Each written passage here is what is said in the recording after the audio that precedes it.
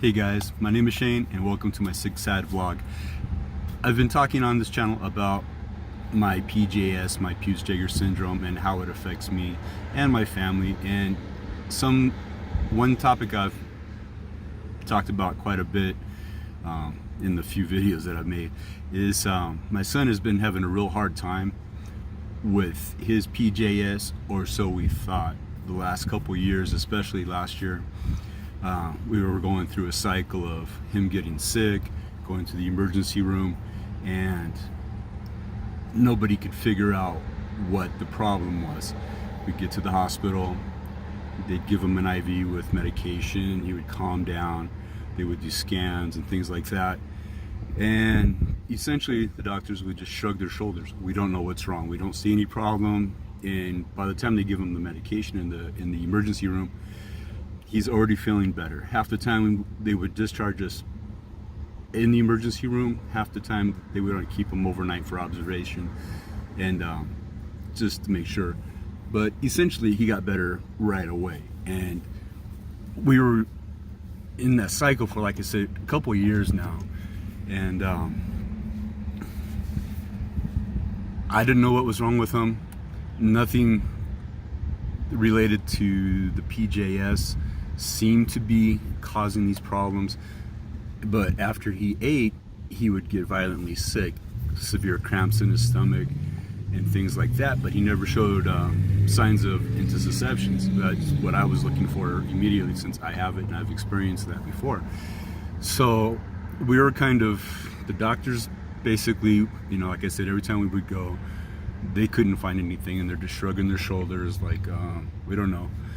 And we were getting frustrated. We went to 2 separate hospitals, totally unrelated, and basically the same response from all the doctors involved.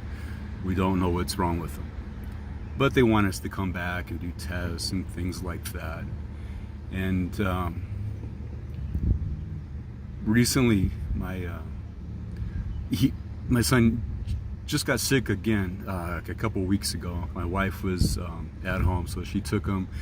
I didn't want him to go to the hospital, try to resolve it on his own kind of thing, but they went to a third hospital, one we hadn't been to before, and they discharged him right away while he was still kind of sick and kind of in pain. From a money point of view, I appreciate that, but I wish they would have, made sure that he was okay before they left. Sorry for the background noise. I've got the windows open. It's a nice night. It's Memorial Day weekend.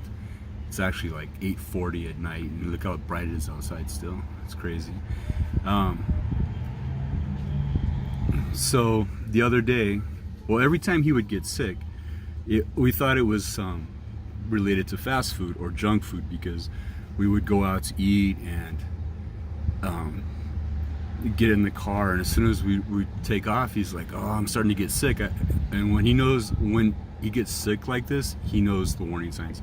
It starts out kind of slowly, but it intensifies really rapidly, like, oh, the pain's here, then all of a sudden it's from one end of the spectrum to the other. And we couldn't figure out why. We thought, like I said, it was fast food. And it was every time we go to the emergency room, what'd you do last? Oh, we just came from here or there. Well, it's probably the fast food. But he would get sick at home, just eating snacks, regular food. And we still couldn't figure out what was causing it. It wasn't a certain food, it wasn't a certain time of day, it wasn't this or that. So the other day, we're at home. He just eats a little bit, and he's starting to get that pain again. And he got up to play with a dog or something, and he moved around a little bit, and he sat down again and told me, I feel a little bit better. So it finally clicked in my head. As soon as he eats, when we go out or when we eat at home, he's sedentary. He's sitting down. We eat at a restaurant, he gets back in the car, we're sitting down. He doesn't move around. And that's most of the time when he would get sick. So he said he felt a little bit better when he kind of like played with the dog or whatever. I told him, maybe you need to move around more, so go take a walk. He walked around the block, got back, and he said he was fine. So the last 2 years, especially last year, of constant emergency room visits and things like that, where no doctor could figure out what was wrong with him, I think we finally figured out what resolves the issue. I think his intestines just don't work consistently, so the food gets to one spot and it kind of stays there, and that's why he feels the pain, but he doesn't have an intussusception. So like I said, he did walk around, and I told him, maybe from now on, if when you eat, take a walk around the block, whatever it is, as soon as you feel that pain coming on, get your system working. And it worked that day. Like I said, no, he was better. And it didn't take more than maybe 10 minutes to walk around the block, and he was good to go. So all this time and all the pain and all the emergency room visits and the hospitalizations and the tests and the scans seems to have been all for naught. And it seems like it's a simple fix, just get up and walk around when that pain starts to happen. And I wish I would have thought about that a year and a half, 2 years ago. I was relying on medical professionals to give their professional opinion, to figure out what was wrong. And it seems to be, so far, knock on wood, that all it was is that he just needs to move around and get that stuff flowing inside, and there's no problem.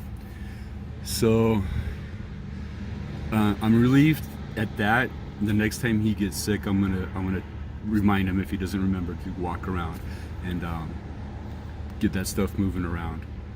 And maybe we can eliminate these monthly, bi-monthly, sometimes weekly hospitalizations. It takes a toll. He's 18 now, but he's still under our insurance, and we're still paying off last year's out of pocket. And I think we're right around $10,000, and that might be a lot to some people, that might be a little to others that have a lot of medical bills, but it's a manageable amount. I can see the light at the end of the tunnel, which I appreciate, and